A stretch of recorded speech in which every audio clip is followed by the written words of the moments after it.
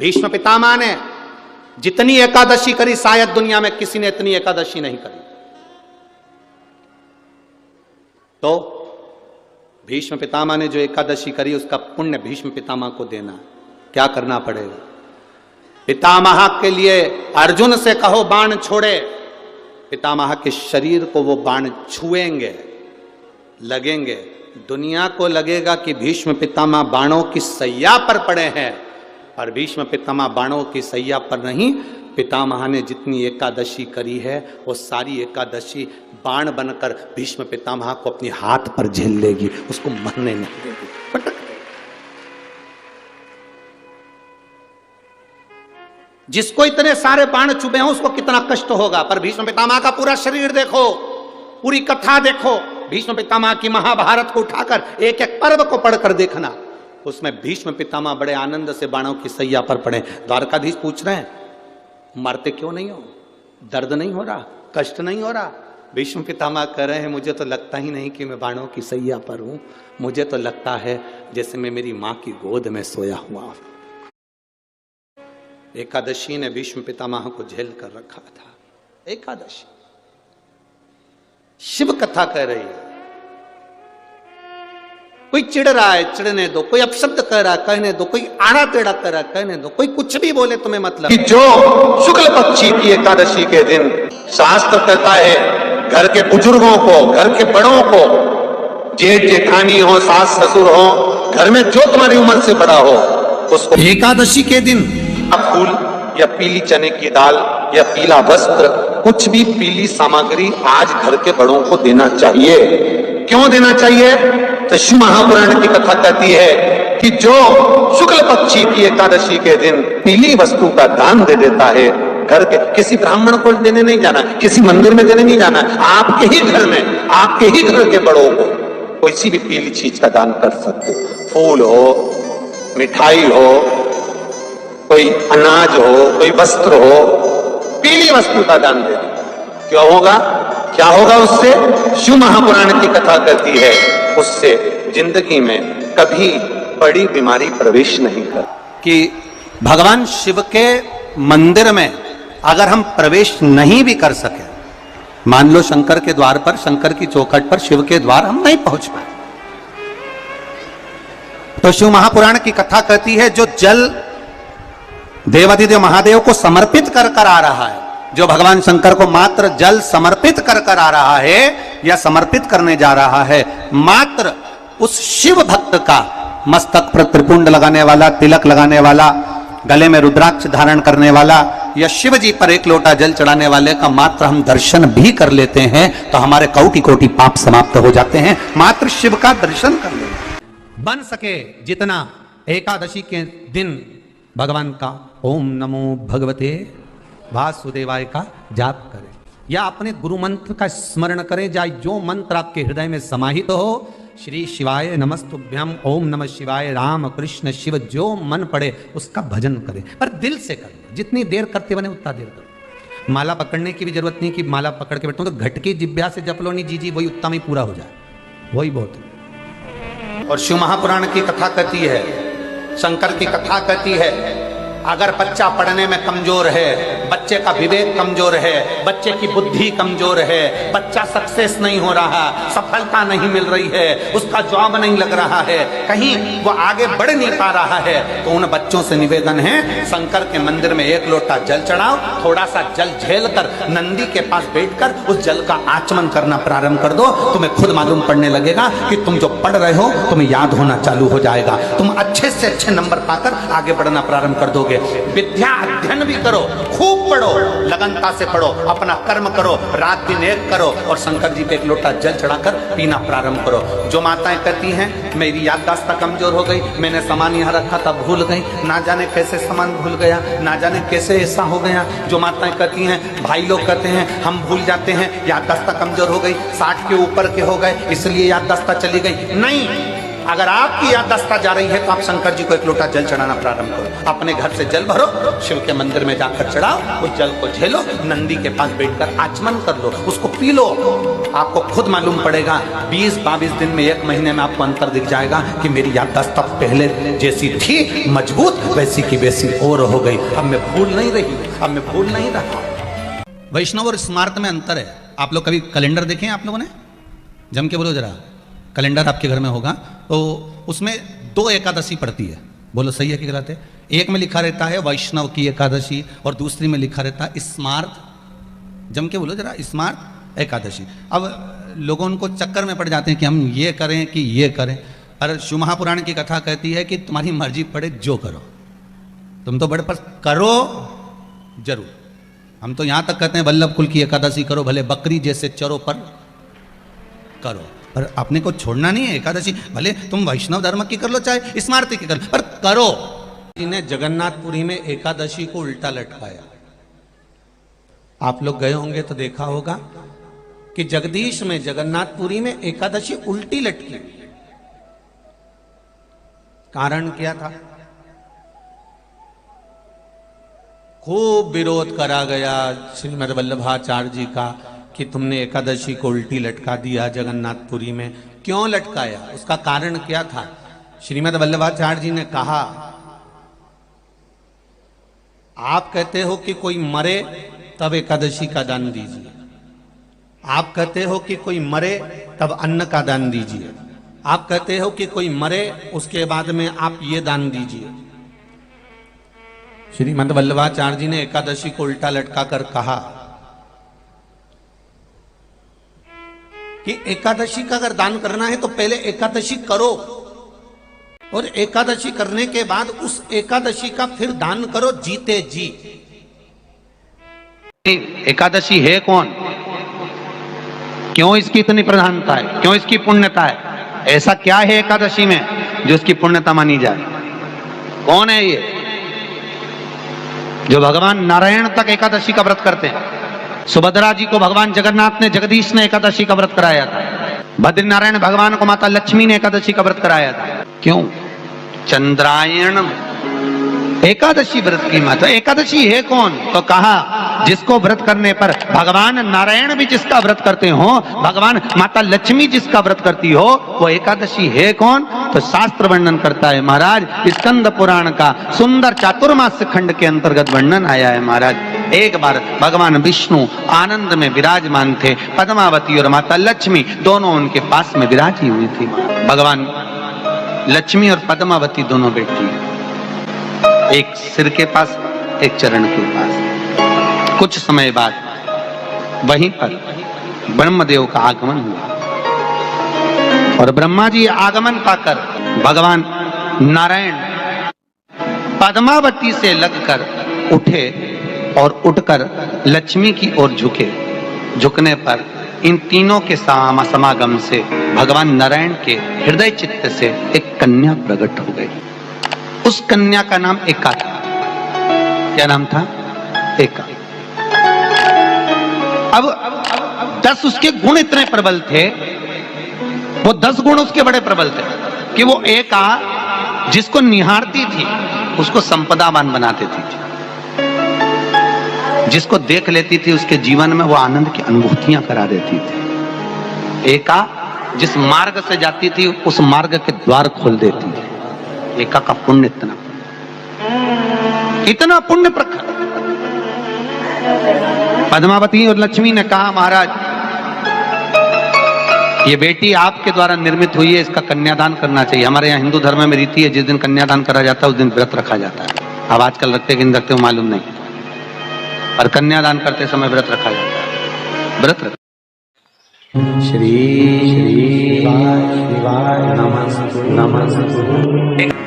मांग तुझे क्या चाहिए? एकादशी ने भगवान विष्णु से कहा, नाथ प्रभु वर दे दो, मृत्यु लोक में जो मनुष्य मेरा व्रत करेगा, चाहे जलचर, थलचर, वायुचर या सांसारिक मनुष्य, मेरा अगर एकादशी का व्रत करेगा, प्रभु उसके यहाँ धन धान्य वैभव सुख संपदा बढ़ेगी और उस जीवात्मा को नरक नहीं भोगना पड़ेगा, सीधे वैकुंठ का उसको वास मिलेगा।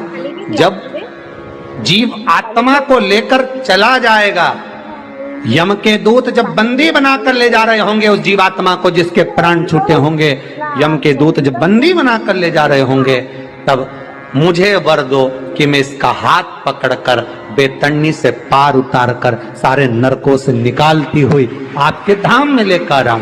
भगवान ने वर दे दिया, तथास्तु। हे एकादशी सुनो, मृत्यु लोक का मनुष्य अन्न का त्याग कर कर, क्योंकि अन्न में एकादशी के दिन पाप पुरुष रहता है, अन्न का त्याग कर कर एकादशी के दिन जो मनुष्य तुम्हारा व्रत धारण करेगा, उस व्रत को करेगा और उस व्रत को धारण करेगा, उसकी मनोकामना पूर्ण होकर वो मेरे ही धाम को जाएगा।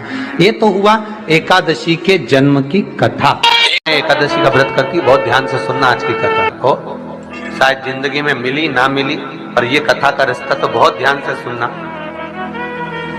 स्कंद पुराण यहां तक कहती है कि इस कथा के चरित्र को जो श्रवण कर लेता है उसको 26 एकादशी करना भी नहीं पड़ती, इस एकादशी की केवल ये कथा सुनकर ही वो तर जाता है। बहुत ध्यान से सुनना इसको, कथा को। एकादशी के दिन जब आप जल शंकर को चढ़ाने तो रोज ही जाते हैं, जब एकादशी का दिन रहे और शंकर जी के मंदिर में आप जल समर्पित करें तो 3 बार मुख से स्वधा स्वधा स्वधा या स्वधा स्तोत्र का पाठ, जिसमें 12 श्लोक।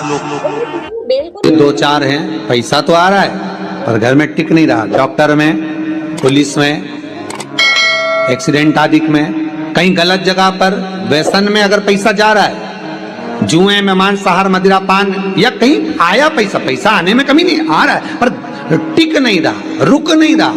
कोई मांगने आ गया, दे दिया, फिर वहां से अपने पास नहीं आ रहा, अपन कह रहे हैं भैया हमारा पैसा लौटा दो, नहीं आ रहा। तो महाराज शिव महापुराण की कथा कहती है, एकादशी के दिन गंगा के जल में मात्र 7 बेलपत्री डालकर जो नंदीश्वर भगवान अर्थात जो शंकर जी के शिवलिंग के सामने नंदी होता है, उस नंदी के चरण पर गंगा का जल चढ़ाकर बेलपत्री शिव पर समर्पित कर देता है, उसके घर में रुपया रुकना चालू हो जाता है, फिर वो गलत जगह पर नहीं जाता, गलत स्थान पर वो धन जाएगा ही नहीं।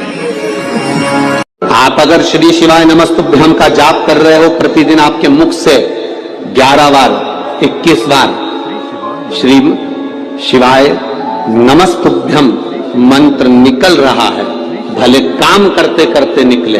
शास्त्र कहता है 1 वर्ष 11 दिन इसके मुख से 11 बार प्रतिदिन श्री शिवाय नमस्तुभ्यम मंत्र का जाप निकलता है, वो मंत्र सिद्ध हो जाता है और उस मंत्र से वो अपने जीवन को सुखी कर सकते हैं। एकादशी के दिन कभी तुम बद्रीनाथ चले जाओ, एकादशी के दिन तुम द्वारका चले जाओ, एकादशी के दिन तुम तिरुपति चले जाओ, एकादशी के दिन तुम जगन्नाथ चले जाओ, एकादशी के दिन तुम्हारी मर्जी पड़े भगवान के किसी धाम में चले जाओ और भगवान को भोग लगाओ और उनकी थाली को झांक कर देखना, उसमें चावल जरूर मिलेगा। उसमें ऐसा नहीं है कि चावल नहीं मिलेगा।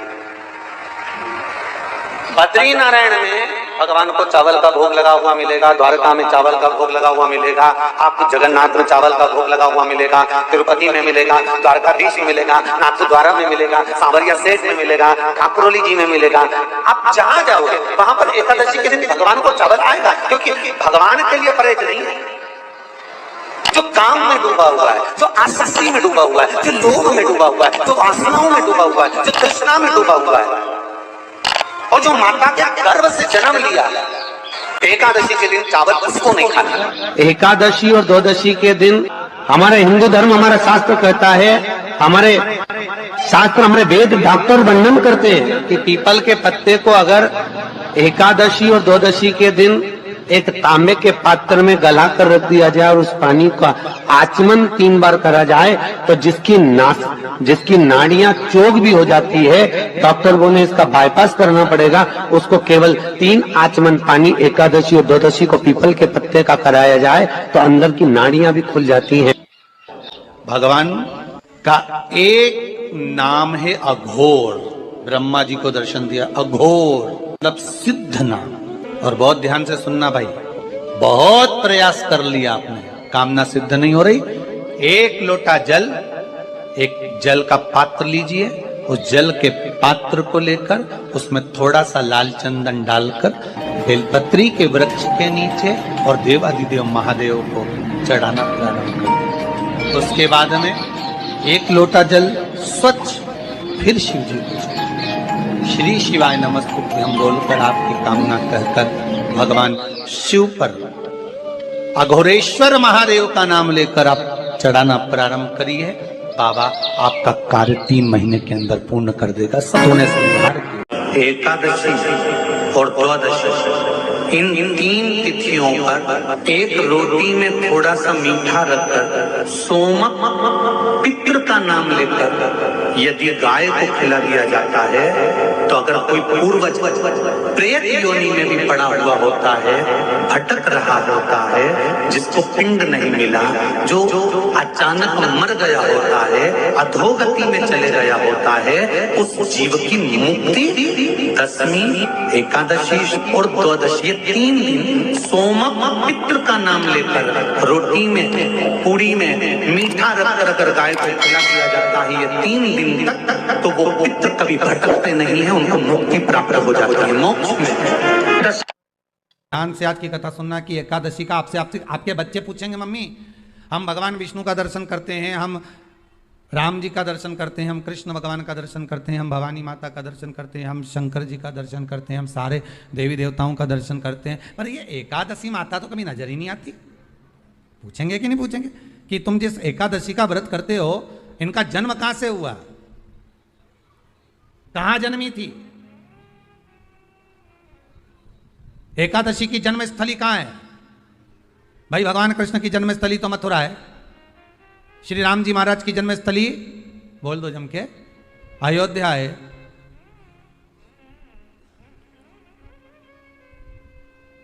कोई आपसे पूछ ले कि एकादशी की जन्मस्थली कहां है, तो आधे लोग तो बाल खुजाने में लग जाएंगे कि एकादशी आखिर पैदा कहां हुई थी, जन्म कहां लिया था, इसका जन्म हुआ कहां था, कहां जन्मी थी ये?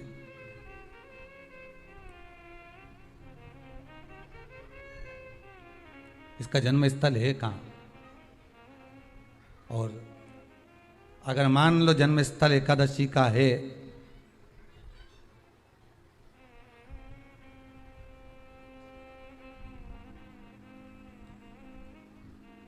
और एकादशी अगर जन्मी है, उसका जन्म हुआ है, और दुनिया के लोग इतना व्रत करते हैं, उपवास करते हैं, तो फिर इसका जन्म स्थल कहां होगा? तो कहा इसका जो जन्म स्थल है वो बद्रीनाथ। कहां पर है? बद्रीनाथ। और उस बद्री विशाल में भी एक गुफा जिसका नाम है हेमवती। क्या नाम है? हेमवती। उस गुफा में एकादशी का जन्म स्थल है। बद्री विशाल में हेमवती गुफा, जो 12 योजन अंदर प्रवेश करने जितनी है, 12 योजन की गुफा के अंदर, हेमवती के अंदर एकादशी का प्रागट्य हुआ था, एकादशी का जन्म हुआ था।